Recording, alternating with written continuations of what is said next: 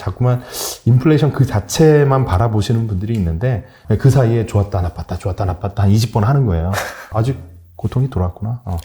찐 고통이 오려면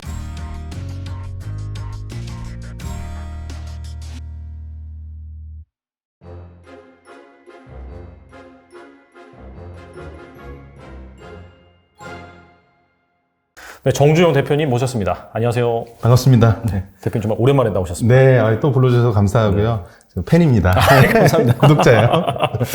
정말 어려운 그런 시장 환경 속에서도 네. 이렇게 타이밍 절명에 나오셨는데 또 네. 지금 현재 시장이 사실 어떻게 본다면 많이 빠지긴 했는데 네. 그러다 보니까 좀 여러 가지 그런 악재라든지 안 좋은 전망들이 남다른 네. 것 같아요. 그래서 네. 정말 투자에 냉철한 시선이 필요한 그때 또 대표님의 인사이트 한번 들어보면서 네. 마음을 다잡는 시간을 잡아보겠습니다. 네, 우선 우리 달란트 투자가 어느 경제 채널보다도 훨씬 중심을 잘 잡아주시는 것 같아서 감사합니다. 제가 구독을 하고 있습니다. 정말 유익하고요. 특히 이제 직접 설명하시는 영상이 너무 좋아요. 그래서 감사합니다. 여러분들은 참 운이 좋으신 분들이다 생각하고요. 네. 오늘 제가 말씀드리려는 거는 이제 제목이 이제 경기 침체기의 투자 전략이에요. 그러니까 경기 침체기의 투자 전략이라는 이야기를 저는 6월 달부터 하고 다녔어요. 네. 그러니까 6월 달에 저희가 회사 차원에서 비전 크리에이터 홈페이지에 보시면 닷컴 2.0 네, 제목이 닷컴 2.0이에요. 네네. 지금 2022년도가 마치 2020년도의 닷컴 버블 때랑 되게 닮아 있다. 이렇게 표현을 6월 달에 했고요. 오늘 하는 게 아니라. 네네. 네, 6월 달에 이미 했는데, 네. 그때 이제 제가 한 장의 도표로 지금 것이 2022년도는 이렇게 정리하면 될 것 같다라는 생각으로 정리한 게 바로 요 네. 내용인데, 네네. 바로 이제 인플레이션 유발 요인이 세 가지다. 그래가지고 화폐 공급이 증대되고 수요가 많아지고 공급이 충격이 온 이 세 가지가 트리플 악셀 콤보로 와가지고 40년 이래 가장 높은 수준의 인플레이션이 발행했는데 이 인플레이션 수준이 높은 것을 저는 이제 고혈압 상태라고 봤어요. 네. 고혈압. 네, 혈압이 높으면 어떻게 해야 됩니까? 의사 선생님은 혈압약을 주겠죠. 네. 네, 이걸 먹으셔야 혈압이 낮아집니다. 이제 연준을 자꾸만 복잡하게 생각하시고 연준 의장을 욕하시는 분도 있고 감정으로 막 대하시는 분들이 있는데 네. 그냥 의사 선생님은 환자가 오면 약을 줘야죠. 그죠? 네, 복잡하지 않아요. 네. 그래서 혈압은 혈압약을 먹고 낮아지기를 바라야 되는 겁니다. 네, 바로 약을 먹는다고 약이 듣지 않을 때도 많죠. 그래서 약을 4분의 1알을 먹었던 게 2월인 거고요. 25bp, 4월 달에 50bp, 6월 달에 75bp. 점점 4분의 1알, 반알, 4분의 3알 이렇게 먹다가 이제 계속 4분의 3을 먹는 거죠. 네. 왜? 혈압이 안 낮아지니까 많이 먹는 거죠. 근데 약을 먹다 보면 어느 순간 낫겠죠. 네. 대신에 부작용이 나타날 수 있어요. 그 부작용. 나른해질 수 있고 무기력증이 올 수도 있는 거죠. 그게 이제 경제적인 부작용인 경기 침체라고 볼 수 있는 거고. 그래서 그건 어쩔 수 없다. 그래서 저는 뭐라고 표현을 했냐면 보시면 불가피하고 의도된 불황. 그래서 연준이 의도한 리세션. 영어로는 Fed Induced Recession이라고 하는데 연준에서 대놓고 얘기하진 않지만 혈압을 잡다 보면은 이제 경기를 침체시킬 수밖에 없는 그런 조건이 될 수 있는 거예요. 그래서 왜 저 사람은 미국 경제를 위한다고 해놓고선 이렇게 공포를 조장하는 말을 하지? 하면서 연준 의장을 욕하실 때 많잖아요. 근데 그게 사실은 어쩔 수 없는 거예요. 어쩔 수 없는 불황은 이거는 부작용이고 지금 잡아야 되는 거는 물가이기 때문에 불황은 사실은 자주 와요. 근데 지금 이 정도 수준의 인플레이션은 40년 만에 처음 오는 거니까 맞아요. 네. 역사적으로 높은 건 낮춰야 되는 거고 불황은 애니타임 올 수 있는 거잖아요. 네. 그래서 저는 봤던 것 중에 많은 분들이 매크로 지표 막 수십 가지를 보고 그 수십 가지를 매일매일 트래킹 하시는 분들이 있는데 그거는 마치 저는 농부가 하늘 바라보면서 내일 비가 올까 우박이 떨어질까 이거 날짜 맞추는 거랑 똑같은 것 같아요. 근데 날씨는 못 맞춰요. 네. 슈퍼컴퓨터도 맞추기가 힘듭니다. 그렇죠. 계절은 제 아들도 알아요. 그러네. 10살짜리 아들도 계절은 알아요. 아빠 지금 가을인 것 같아. 이제 가을이 지나가면 이제 겨울이 오는 거 알죠. 네. 그래서 저는 겨울을 겨울이라고 얘기한 거거든요. 네. 그래서 지금 겨울이에요. 네. 언제 끝날까? 이제 한겨울이 돼야 이제 봄이 올 수 있겠죠. 근데 아직 한겨울이 아닌 거죠. 이유는 뭐냐면 결국은 미국의 실업률이 올라와야 된다라는 거를 저는 6월 달부터 얘기했어요. 그 실업률이라는 걸 인플레를 유발하지 않은 수준의 실업률을 영어로 나이루라고 하거든요. N-A-I-R-U. 예, 그래서 요게 한 4에서 5% 범위로 수십 년간에 걸쳐서 수치가 있습니다. 예, 이 수준보다 낮아지면은 사실은 이 실업률이 너무 낮다는 얘기는 뭐냐면 사람들이 일자리가 너무 풍족하고 어디 가서 연봉 올려달라면 연봉 올려주고 이게 뭔가 나 부자 된 듯한 느낌 있잖아요. 그럼 나와서 막 돈을 쓰고 수요가 계속 많은 거죠. 그런데 실업률이 어느 정도 수준, 일정 수준으로 올라와 주면은 사람들이 좀 고통을 느끼면서 거꾸로 말하면은 막 수요가 폭증하는 그런 단계는 아니게 된다는 거예요. 네, 그래서 어느 정도 일정 수준으로 실업률이 올라야 되는데 지금 3점 초반이잖아요. 3% 초반인데 맞아요. 이게 한 4, 5까지 가는 추세 속에서 이제 연준에서는 더 이상 퇴원하셔도 된다. 네, 고혈압은 이제 잡혔다라는 이야기를 할 수 있겠죠. 네, 그래서 자꾸만 인플레이션 그 자체만 바라보시는 분들이 있는데 그 이면에는 이제 이런 실업률을 봐야 되는 그런 게 있다라는 걸 말씀드리는 거고. 그래서 좀 길게 보면은 사실 이제 S&P 500 지수가 이제 쉴러 20년 정도 딱 쉴러 그 PER로 보면은 그게 인플레를 좀 반영한 반영해서, PER인데 네. 그냥 검색해서 보면 나오십니다. 네. 그게 저희가 봤을 때는 한 뭐 S&P 500 한 3,200 정도 이렇게 봤는데 아직도 더 이제 떨어질 그 폭은 있다라고 6월 달부터 봤고요. 그 중간중간에 계속 희망 고문을 한 적이 있잖아요. 맞아요. 오늘은 왜 올랐을까요? 왜 오늘은 떨어졌을까요? 이러면서 오름과 떨어짐을 매일매일 이제 추적을 하다 보면은 멘탈이 나가거든요. 네. 멘탈을 잡기 위해서는 네. 길게 봐야 돼요. 10년, 20년 이렇게 보고 지금 우리는 어떤 계절에 있는가 파악하고 지금 초겨울이야. 그러면 초겨울에 농부는 뭘 하면 되나요? 따뜻한 아궁이에 들어가가지고 다음 봄에 뭘 할지를 생각하고 이제 좋은 종자들을 딱 골라놓고 나는 내년 봄에 풋고추를 심을래, 뭐 방울토마토를 심을래. 그렇게 하면은 다른 사람보다 더 많은 돈을 벌 거야라는 이제 시뮬레이션을 돌리고 있으면 되는 거거든요. 열심히 밭에 나가서 해봐야 손만 얼어요. 예, 그러니까 눈도 한방눈도 안 왔는데 봄이 올 거라고 생각하고 나가서 씨를 뿌리고 있으면 씨앗도 죽고 본인도 힘들죠. 동사를 할 수도 있고. 그래서 장기적인 투자 원칙은 변함없이 가져가야 되지만 이제 투자한 기업들이 살아남을 수 있는가, 스트레스 테스트 이런 것도 꼭 하셔야 되는데 사실은 이런 회사들이죠. 뭐 바이오 기업들이나 무슨 자율주행 무슨 미래지향적이에요. 그러면은 매출 거의 안 나오고 뭐 2년 안에 갖고 있는 현금 다 털릴 수도 있을 것 같다. 그러면 앞으로 1년, 2년 사이에 신규 펀딩 되기가 쉽지 않거든요. 그러면은 그런 회사는 언제든지 망할 수도 있기 때문에 그건 기다린다고 되는 건 아니거든요. 뭐 포션을 줄이든가 아니면 다 매도를 하더라도 어차피 다 떨어져 있기 때문에 그 살아남을 수 있는 애들한테 집중하는 게 더 낫다라는 거죠. 그래서 그런 식의 어떤 좀 가이드를 지속적으로 드려왔고요. 그래서 하여튼 뭐 기본적으로는 산업과 기업과 창업가에 집중을 하는 그런 어떤 그 투자의 기본기는 그대로이지만 겨울에는 그렇게 뭐 바쁘게 열심히 뭐 투자에 대해서 막 부지런히 할 필요는 없다라는 거죠. 확실히 좀 시기를 잘 파악을 하고 네. 앞서서도 약간 희망을 품고 있었다라고 네. 말씀하셨는데 그게 그런 것 같아요. 그러니까 막 인플레가 좀 낮아질려나? 그러면서 연준에서 금리를 좀 덜 올리나? 그러면은 이제 막 주가가 반등을 했다가 네. 그게 아니었네. 또 경제지표 나오니까. 네. 그러면서 주가가 다시 빠지고. 네. 사실 큰 그런 흐름상에서 보면은 겨울인데 여기서 씨를 뿌릴까 말까 하는 것 자체보다 계절의 흐름을 파악할 수 있으니 맞습니다. 그때까지는 약간 좀 보수적으로 접근하는 게 맞다. 편안한 마음으로. 그래서 사실 그렇게 자꾸만 일희일비 끝판왕이 되어가는 본인을 확인하는 건 왜 그러냐면 대중이 다 그래요. 대중이 다 그래요. 왜 그래요? 보는 게 똑같아요. 헤드라인 뉴스를 보기 때문에. 저는 헤드라인 뉴스를 안 봐요. 그럼 뭘 보세요? 제가 검색해요, 구글에서. 그래서 헤드라인 뉴스를 보면 나도 거기에 휘말려요. 근데 구글 창을 띄워놓으면은 휘말리지 않아요. 거긴 막 포털에서 헤드라인 아무것도 뉴스를 띄워주지 없으니까. 않으니까. 그래서 아예 안 보고 저는 아침에 딱 출근하고 아침에 첫 검색을 할 때, 그러니까 주어지는 뉴스를 보지 않아요.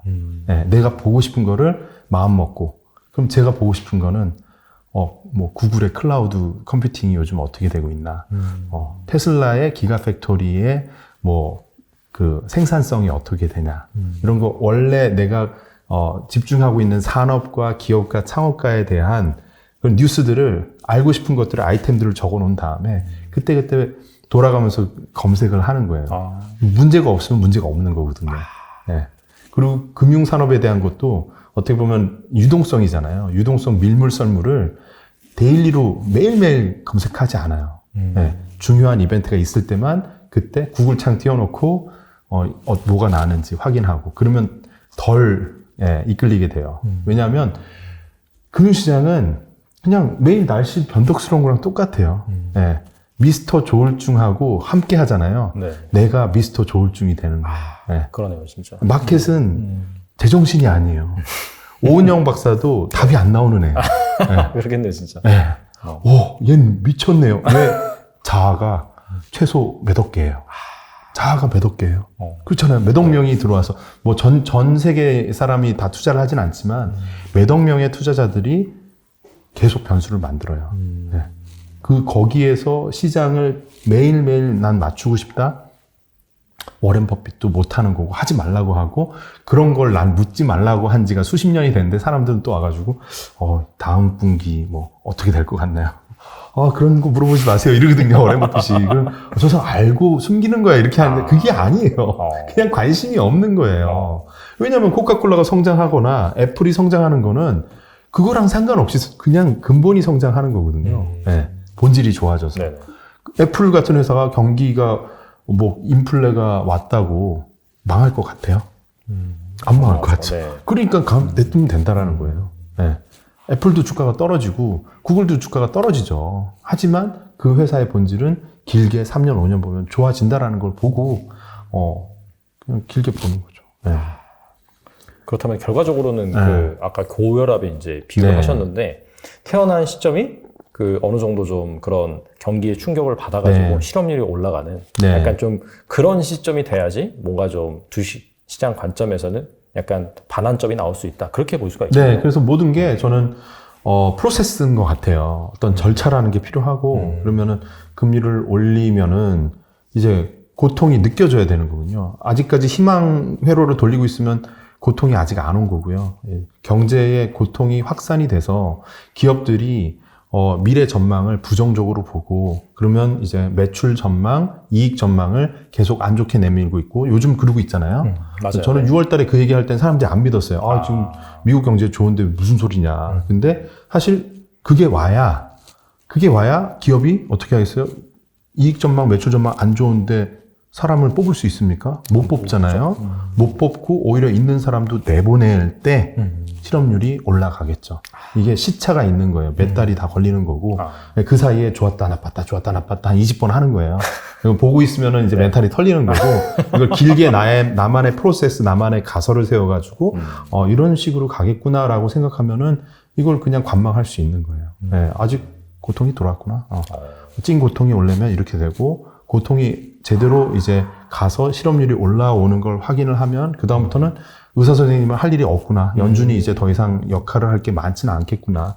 라고 바라보고 다시 산업과 기업과 창업가들이 움직이는 것들을 보면서 이제 또 봄의 한기를 그때 느끼면 되는 거죠. 근데 아직 한 3에서 6개월 더 지켜봐야지 이게 아직 그 실업률이 올라온다는 그 시그널은 안 오고 있기 때문에. 그런데 지금 기업들이 하나, 둘, 실적 전망치를 발표하면서 계속 낮춰잡고 있어요. 네. 그러니까 이것들이 더 광범위하게 퍼져야겠죠. 전 세계적으로. 네. 그런 것들이 아마 기다리면 그런 상황이 올 것 같고요. 그래서 중요한 거는 저는 요 틀을 되게 중요시 해요. 그러니까 많은 분들이 뭔가 시스템이 있는 회사 좋아하죠. 맞아. 네. 시스템이 있는 회사 좋아하는데 스스로 본인이 얼마나 시스템이 있는 투자자인가를 생각해보면 감정적이고 부안해동하고 일희일비하는 경우가 되게 많아요. 맞아. 근데 그거는 본인이 똑똑하지 않아서 그런 게 아니라 그리고 노력하지 않아서 그런 게 아니에요. 다들 노력하고 엄청 똑똑하세요. 그런데 시스템이 없어서 그래요. 그 시스템은 뭐냐? 사고에 내 머릿속에다가 이 공정을 만드는 거예요. 반도체 공정처럼 시스템 만들어 놓으면 이거가 어디서 뭐가 잘못되는지 알 수 있거든요. 그래서 내가 뭘 집중해야 되고 어떤 걸 덜 봐야 되고 어떤 걸 더 많이 봐야 되는지 내가 뭘 기록을 하고 이렇게 추적을 해야 되는지를 알 수 있게 돼요. 그래서 일단 제가 갖고 있는 거고 이거는 저만의 주관적이니까 그냥 참조하시는 건데 네. 제가 볼 때는 성공하는 투자 사고의 프레임 탑다운 분석 틀이라고 이렇게 명명을 했는데 내가 예측할 수 있는 것과 할 수 없는 것을 일단 나눴어요. 그래서 회색깔로 보이는 거, 금리, 유가, 환율, 워렌 버핏도 못 맞추고 누구도 못 맞추는데 이야기는 제일 많이 해요. 왜냐면 못 맞추는 거니까 얘기를 많이 하는 거예요. 사람들이 관심 있어요. 네, 못 맞추는 뭐 맨날 선반영 이렇게 네. 하면 다 얘기가 되니까. 네. 뭐 이게 점집 가서 네. 사과나무 있어요? 물어보잖아요. 네. 그러면 사과나무 없는데요. 그럼 있으면 큰일 날 뻔했어. 사과나무 있는데요. 겉봐 내가 맞췄지. 똑같아요. 선반영, 기적의 논리. 악재가 나왔는데 왜 주가가 올라가죠? 선반영 됐어요. 악재가 나왔으니까 주가가 떨어졌네요. 겉봐요, 내가 그랬잖아요. 똑같잖아요, 그죠? 네. 그래서 이거는 사실은 의미 없는 소리예요. 네. 그래서 매크로 글로벌 경제 주요 이슈 파악은 그냥 계절적으로 지금이 봄인지 겨울인지 초가을과 봄 이거를 헷갈리지만 않으면 되는 거예요. 봄인 줄 알고 나가서 이제 씨 뿌리고 있는데 가을이야 이러면 안 되는 거잖아요. 네. 그런 정도만 알면 되지 예측하고 전망할 필요 없다라는 거고 네네.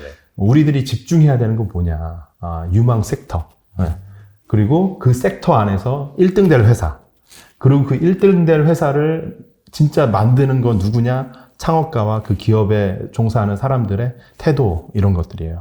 네. 제가 항상 이런 얘기해서 결국은 탑다운으로 가서 끝에 가면은 투자의 본질은 사람에 있다. 결국은 숫자로 시작하지만 끝에서 맨 바닥으로 들어가서 한 10년 투자 공부를 해보면 인문학이다. 얘기하면은 10년 이상 해보신 분들은 되게 격하게 공감하시고 1, 2년 해보신 분들은 저한테 사기꾼 같다고 얘기를 많이 했었어요. 무슨 소리 하는 거냐. 숫자를 봐야지. 막 이러는데 사실은 계속 파다 보면은 사람밖에 안 나와요. 네. 근데 저도 창업을 한 지 6년이 됐지만 창업 데이 1에는 사람 한 명, 아이디어 끝이에요. 네. 자본금 뭐 1조 갖고 하는 창업 별로 없어요. 대부분 아마존이나 뭐 애플 다 마찬가지 이렇게 그냥 구글도 마찬가지 그냥 대학교에서 막 이렇게 도미토리에서 컴퓨터 하나 놔두고 하는 거거든요. 두 사람 창업자가 그냥 자기 아이디어를 가지고 하는 거예요. 그럼 그 사람을 이해하지 못한다면 그 기업을 이해할 수 없어요.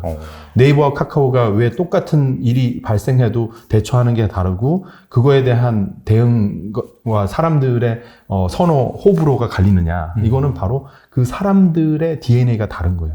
일하는 방식, 가치관 이런 것들이 되게 달라요.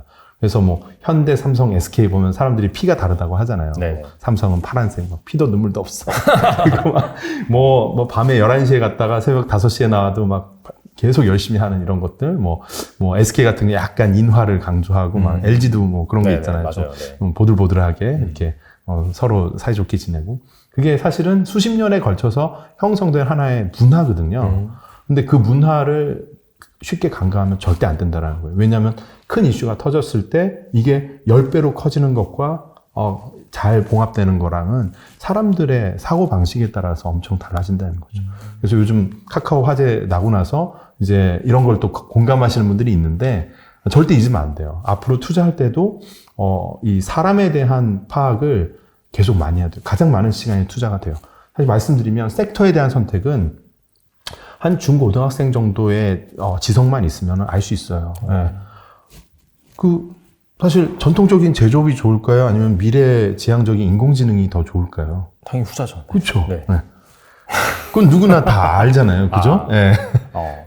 그리고 주식시장은 네. 과거지향적일까요? 미래지향적일까요? 미래지향적이죠. 그렇죠. 그거는 500년 전에 암스테르담 거래소에 이 세계 최초의 증권거래소가 생겼을 때부터 똑같았어요. 네. 미래를 향한 열망 이런 것들이 돼서 뭐 투기도 있고 막 하지만은 기본적인 세팅은 주식시장 투자라는 시장은 미래지향적이에요. 예. 그래서 유망한 섹터는 그렇게 어렵지 않다.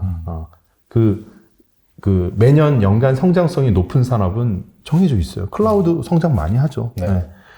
인공지능도 성장 많이 하고 뭐 헬스케어도 성장 많이 하고요. 근데 다만 그렇게 성장 많이 하는 거에 대한 기대감이 너무 많이 부풀려져 있다가 이번에 많이 확 깨진 건데 근데 이게 어느 정도에서 수렴을 한 다음에 언젠가 다시는 또 이 분야에서 진짜로 혁신을 만드는 기업들이 1등 회사가 되어 가면서 왜 경기 침체기에서 많은 회사들이 망해요. 지금 성장주들 기대감 완전 빠지면서 7, 80% 주가가 막 다 빠졌잖아요. 맞아요. 그러면 많이 망한다는 얘기 뭐냐면 1등 회사한테는 호재예요. 2등, 3등, 4등, 5등이 망해버리면 독점이 되면서 얘가 다 먹는 거거든요. 그렇죠. 그러면서 걔가 또 만들어 나가는 거고. 그래서 닷컴 버블 직후에 아마존의 주가도 거의 100분의 1 토막이 났죠. 네. 근데 다른 회사들은 100분의 1 토막이 아니라 없어졌어요. 네. 그리고 남겨진 아마존이 대부분의 이커머스에 있는 그 부가가치를 다 빨아먹으면서 거기에 클라우드 붙이고 뭐 스트리밍 붙이고 이러면서 엄청난 공룡이 되었죠. 그래서 20년 지나서는 아마존 제프 베조스가 예언했던 것들이 다 현실이 되었고, 그러니까 우리는 그걸 봐야 된다는 거예요. 이 시대에 또 똑같이 겪고 있는 고통을 받는 수많은 성장하려는 기업들이 많을 텐데, 혁신 기업들이 많을 텐데, 이 기업들 중에서 5년, 10년 후에 우리의 그 습관, 소비 습관을 비가역적으로 바꿔줄 그 주인공들, 그 1등 기업은 누가 있을 것인가를 치열하게 공부를 해야 되는 거예요. 겨울이라고 공부 안 하면 안 되는 거죠. 오히려 좋아. 왜 좋냐면 겨울이라 주주주 낙엽같이 떨어지는 애들, 이제 사라져버리는, 시장에서 아예 존재를 감춰버리는 수많은 경쟁자들이 없어지고 1등을 우리가 쉽게 알아보기 좋게 탁 붉어지는 회사들이 나오거든요.